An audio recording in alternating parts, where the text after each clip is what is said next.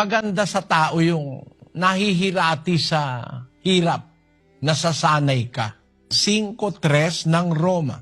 At hindi lamang gayon, kundi naman nangagagalak tayo sa ating mga kapighatian, na nalalamang ang kapighatian ay gumagawa ng katiyagaan, at ang katiyagaan ng pagpapatunay, at ang pagpapatunay ng pag-asa. Ang kapighatian, yung mga hirap, gumagawa ng katiyagaan, yung pagtitiyaga. Pag ikaw ay mahirap, magiging matiyaga ka eh. Dahil gusto mong mabuhay, gusto mong maitaguyod ang pamilya mo, magtitiyaga ka. Kung may alam kang aral ng Diyos, hindi ka malulungkot.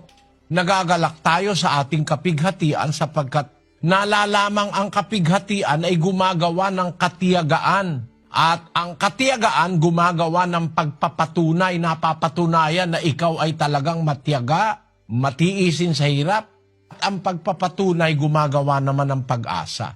At huwag kang maiinggit doon sa mga mayayaman, sa kanila lahatang mga conveniences in life. Pansamantala lang yun, kapatid. Merong ibang buhay na ipinangako ang Diyos. Yun ang buhay na walang hanggan. Kung saan, lahat ng naagrabyado, lahat ng mga inapi, lahat ng mga taong naghirap, gagantimpalaan naman ng Diyos.